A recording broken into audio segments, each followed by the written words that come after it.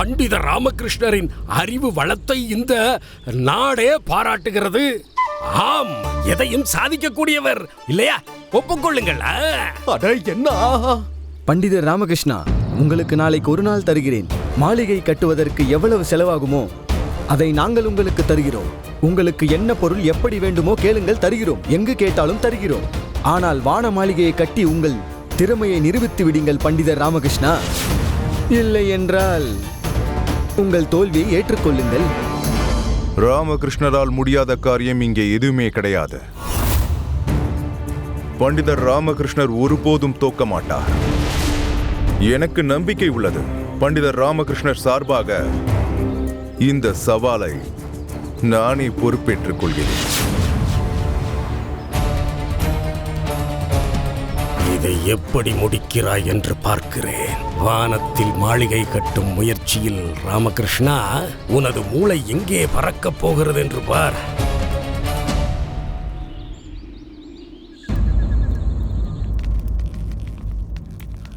அண்ணனுக்கு உணவு கொண்டு வந்திருக்கிறேன். சிறிது நேரம்தான் சந்திக்க அனுமதி கொடுத்திருக்கிறார்கள்.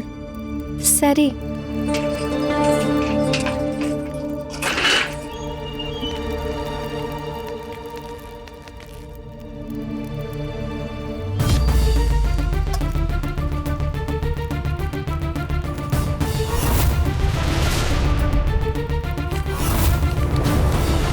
இது மாளிகையின் வரைபடம்.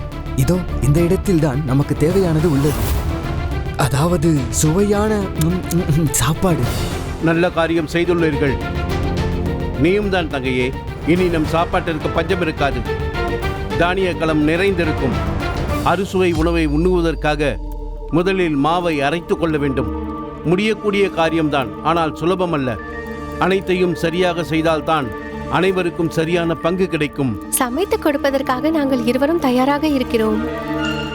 விரைவில் விஜயநகர சாம்ராஜ்யத்தின் தானியங்களையும் கஜானாவையும் திருடி விடுவேன். யாருக்கும் சந்தேகம் வராது. சிறைச்சாலையில் இருந்து கொண்டே என்னால் இதை செய்து முடிக்க முடியும். மகாராஜா என்னை நன்றாக மாட்டி விட்டு விடுகிறார். அதுக்கு என்ன, வானத்தில் மாளிகையா? ஆனால் காற்றில் மாளிகை கட்டுவது என்பது முடியாத காரியமாகிற்றே. ஏதாவது செய்தாக வேண்டுமே. என்ன செய்வது? கிளியே பர, மைனா பர, பறவைகள் பர. ஒரு தலைவலி இருக்கிறது என்று பார்த்தால் இவன் வந்து இன்னொரு தலைவலியை கொடுக்கிறான். பர பர பர பர பர பர. மணி, என்னை மன்னித்து விடுங்கள். தாங்கள் அந்த விடுகதையை கேட்டு குழம்பி போயிருக்கிறீர்கள். நானும் அதை பற்றி தான் யோசித்துக் கொண்டிருக்கிறேன். என்னிடம் ஒரு வழி இருக்கிறது. அப்படியா? உனக்குள் ஒரு யோசனையா? என்ன வழி? நீங்கள் கடுமையாக தவம் புரியுங்கள். கடவுள் விஸ்வகர்மாவை மகிழ்விக்க வேண்டும். ஒரு முறை அவரை மகிழ்வித்து விட்டால் ஒன்றல்ல, வானத்தில் 2 மாளிகைகளை கட்டி கொடுப்பார். 2. அடடா, அற்புதமான வழி. இப்படி தவம் செய்து அனைத்தையும் அடைந்து விட முடியும் என்றால் நாம் இங்கு தேவையில்லாமல் வேலை செய்து கொண்டிருக்கிறோம் அல்லவா? நான் சொல்வது சரிதானே? அதைத்தான் கூறுகிறேன் குருதேவா. நியாயமான பேச்சு. என்ன அது நியாயமான பேச்சு? சிந்திக்கும் வேலையை நான் பார்த்துக் கொள்கிறேன். நீ சென்று வீட்டு வேலைகளை செய். சரிங்க குருதேவா, சரி.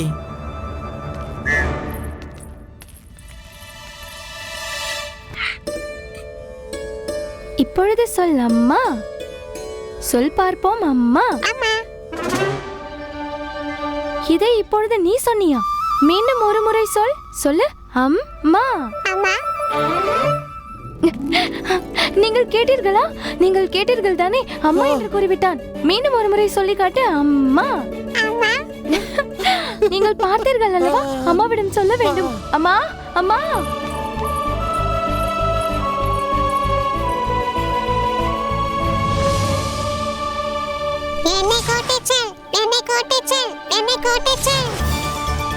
வான மாளிகையை கட்ட என்ன தேவையோ, எப்பொழுது தேவையோ அதை கேளுங்கள், நான் கொடுக்கிறேனே.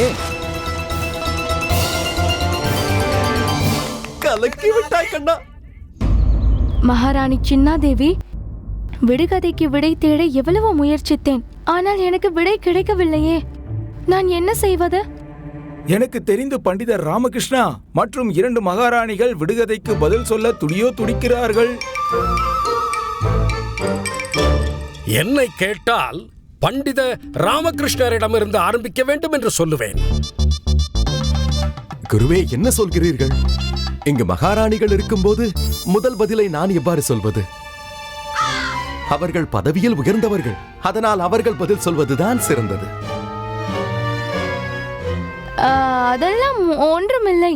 தாங்கள் பிராமணர்கள், நீங்களே ஆரம்பியுங்கள். என்ன இது மகாராணி? இது அவமரியாதையாகும். முதலில் நீங்கள் பதில் கூறுங்கள். தாங்கள் மகாராணி. நான் மகாராணியாக இருந்தால் என்ன? தாங்கள் தானே பண்டிதர் ராமகிருஷ்ணா.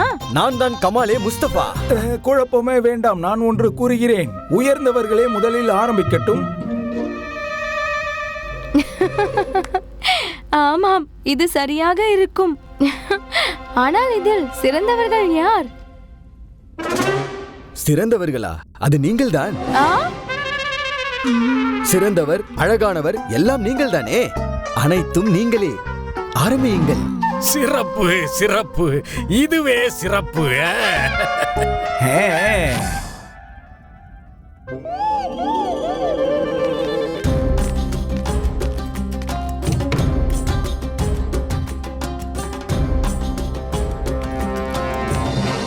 இதில் 3 அளவுகோல் பிடிக்கும், இதில் 5 அளவுகோல் பிடிக்கும்.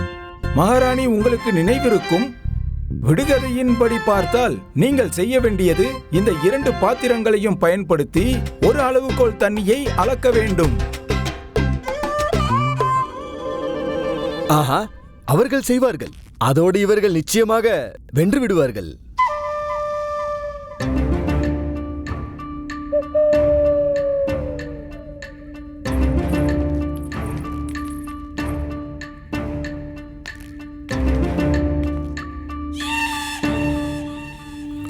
இது என்னுடைய மீசை மற்றும் தலைமுடியோட பிரச்சனை மகாராணி. ஏதாவது செய்யுங்கள்.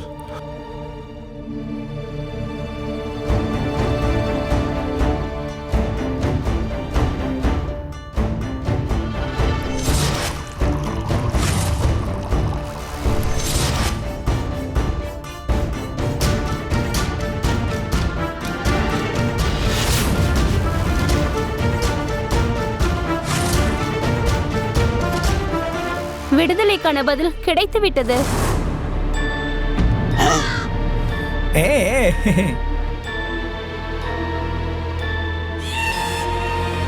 ஒரு வாளி நீரை அளப்பதற்கு முதலில் 3 வாளி பாத்திரத்தில் நீரை நிரப்ப வேண்டும். அதன் பிறகு அதை 5 வாளி பாத்திரத்தில் ஊற்றிவிடுவோம்.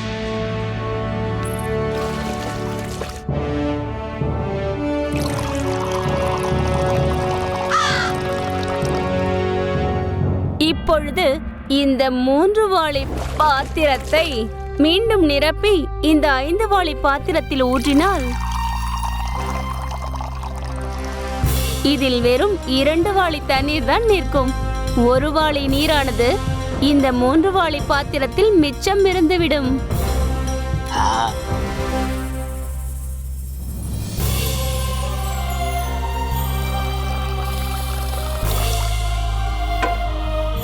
இந்தாருங்கள் முல்லா நஸ்ருதீன் அவர்களே, உங்களது 1 வாளி நீர். சரியான பதில் தானே, இல்லை தவறா? மாஷா அல்லாஹ், மாஷா அல்லாஹ், குறைவான நேரத்தில் சரியான பதில் சொன்னீர்கள். இதுதான் சரி.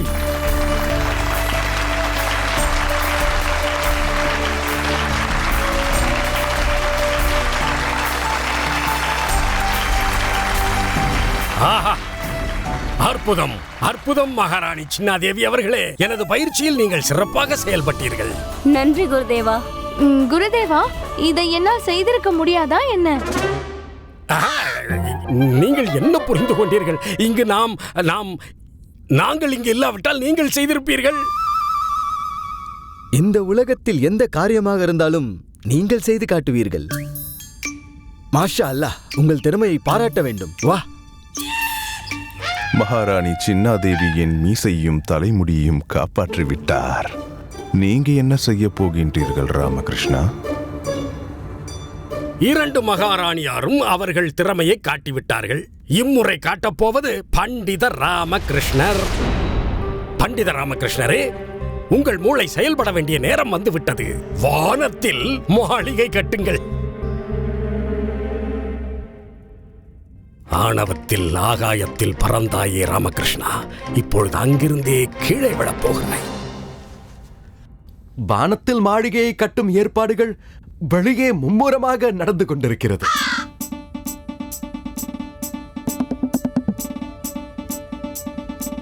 மிகவும் கஷ்டப்பட்டு வேலையாட்களை பிடித்துக் கொண்டு இங்க வந்திருக்கிறேன். வேலையாட்களா? ஆம் குருதேவா, அருமையாக வேலை செய்வார்கள். இரவு முழுவதும் தேடி அழைத்து வந்தேன். இரவு முழுவதும் இவர்களை தேடினானா? குருதேவா, என்னிடம் கூறவில்லை, தனியாக செய்து விட்டீரா? மணி, வாயை திறக்காதே. இவர் என்ன கூறுகிறார்? இவரை குழப்பி விடுவதற்காகத்தான் நான் வேண்டுமென்றே சொன்னேன்.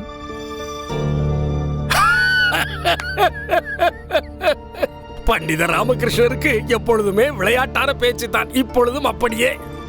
நீங்களே சொல்லுங்கள், வானத்தில் மாளிகை கட்டுவது முடிகின்ற காரியமா? ஒருபோதும் நடக்காத ஒன்றாயிற்றே. என்ன நீங்களே வெளியே வந்து அதை பாருங்களேன். வானத்தில் மாளிகை கட்ட பண்டிதர் ராமகிருஷ்ணர் அப்படி என்னதான் செய்து விட்டார்? வாருங்கள் பெரியவரே, அரசவைக்கு வெளியே சென்று பார்க்கலாம். அந்த வான மாளிகையை எப்படி கட்டுகின்றார்கள்? வாருங்கள் மகாராஜா, வாருங்கள்.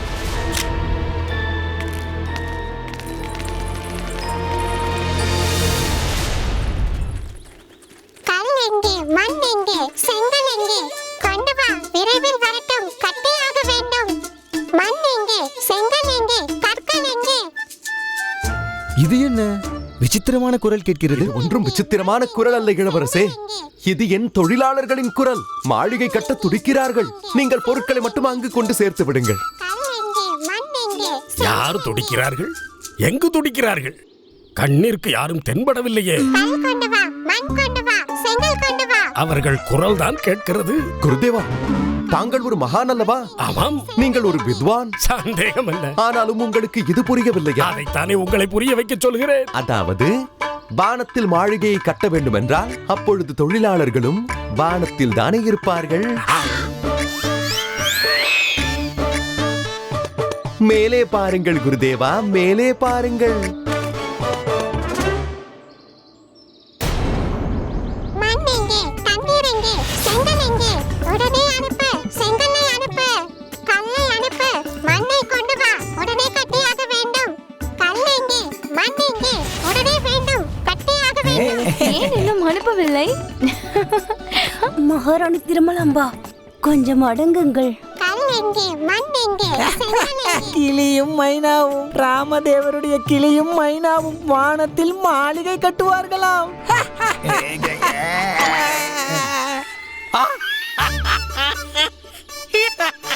இவன் முகத்தில் மாளிகையை பாருங்கள்.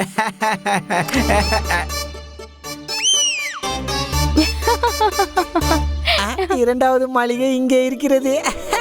பண்டிதர் ராமகிருஷ்ணா, பறவைகள் எப்படி வானத்தில் மாளிகை கட்டும்? கட்ட முடியும் மகாராஜா, நீங்களே பாருங்களேன். சரி, அது இருக்கட்டும் இளவரசே. வானத்தில் மாளிகை கட்டுவதற்கான அந்த பொருட்கள் அனைத்தையும் தருவதாக தாங்கள் தான் வாக்களித்திருந்தீர்கள். மாளிகை கட்டுவதற்காக உங்களுக்கு என்ன பொருட்கள் வேண்டுமோ அதை கேளுங்கள். அதை சொல்லும் இடத்தில் சேர்த்து விடுவேன் என்றீர்கள். சொல்லும் இடத்தில் சேர்த்து விடுகிறேன். இப்போது நீங்கள் கொடுத்த வாக்கை நிறைவேற்றி விடுங்கள். என் தொழிலாளர்கள் மேலே மாளிகை கட்டுவதற்காக காத்துக் கொண்டிருக்கிறார்கள். சீக்கிரம் சேர்த்து விடுங்கள், இல்லையெனில் மாளிகை கட்ட தாமதமாகிவிடும். தாமதமாகிவிடும், தாமதமாகிவிடும், தாமதமாகிவிடும், தாமதமாகிவிடும், தாமதமாகிவிடும். இப்பொழுது இவர் என்னதான் செய்ய போகிறார்? என்ன ஆயிற்று இளவரசே? அப்படியென்றால் நீங்கள் பொருட்களை கொண்டு சேர்ப்பதற்கான ஏற்பாடுகளை செய்யவில்லையா? என்ன பெரியவரே, நீங்கள் வாக்கு கொடுத்தீர்கள். வானத்தில் மாளிகை கட்ட அனைத்து பொருட்களையும் தருவேன் என்றீர்கள். சொல்லும் இடத்திற்கு அனுப்பி வைப்பேன் என்றீர்கள். அப்படியென்றால் தேவையான பொருட்களை நீங்கள் தான் மேலே அனுப்பி வைக்க வேண்டும். இல்லை என்றால் சவாலில் தோற்று போவீர்கள். என்ன இது? பண்டிதர் ராமகிருஷ்ணா புத்திசாலி என்று கூறினேனே, அவனை முட்டாளாக்கவே முடியாது. பண்டிதர் ராமகிருஷ்ணா,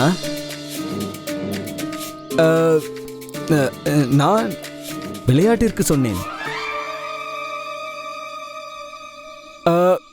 என்னுடைய செயலை சிறு விளையாட்டாக நினைத்து என்னை மன்னித்து விடுங்கள்.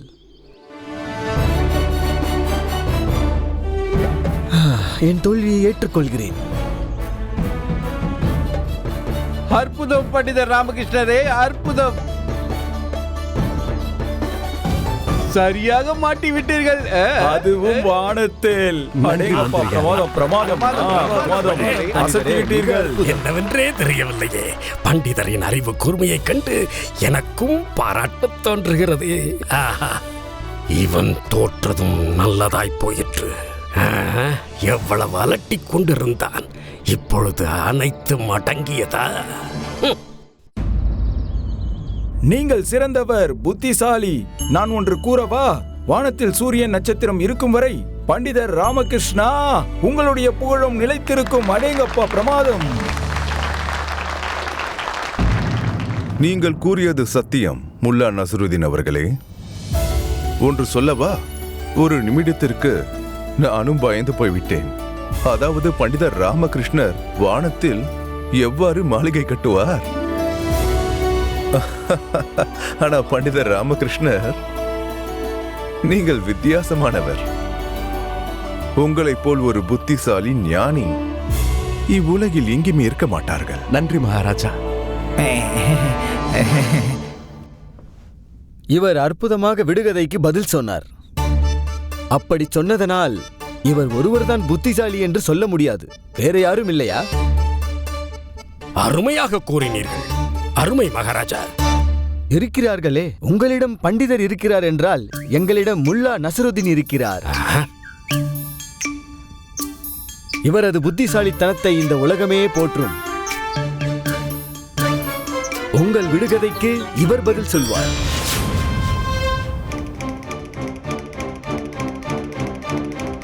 எனக்கு முழு நம்பிக்கை உள்ளது. இவரது திறமை உங்களை மெய்மறக்கச் செய்யும். என்ன இது? என்னை இப்படி மாட்டி விட்டீர்களே.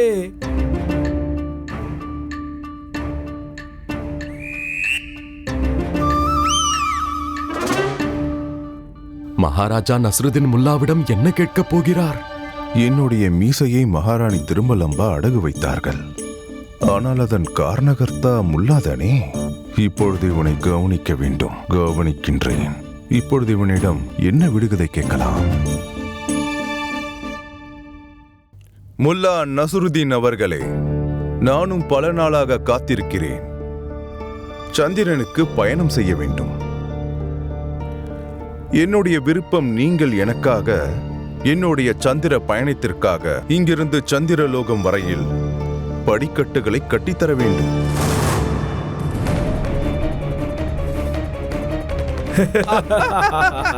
இது எப்படி சாத்தியமாகும்?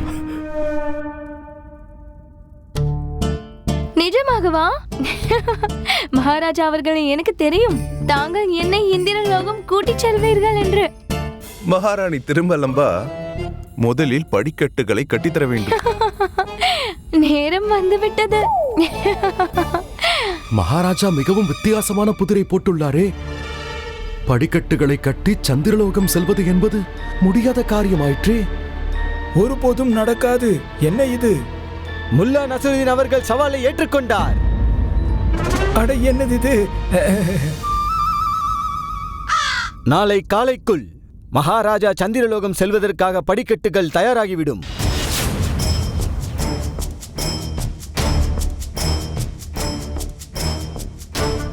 ஒருவேளை முல்லா நஸ்ருதீன் தோற்று போய்விட்டால் நான் மொட்டையடித்துக் கொள்கிறேன்.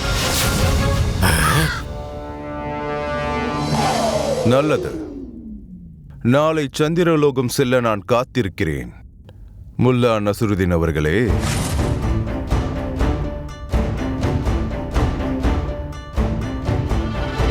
இதை எவ்வாறு செய்வேன்? இப்படி மாட்டி விட்டீர்களே.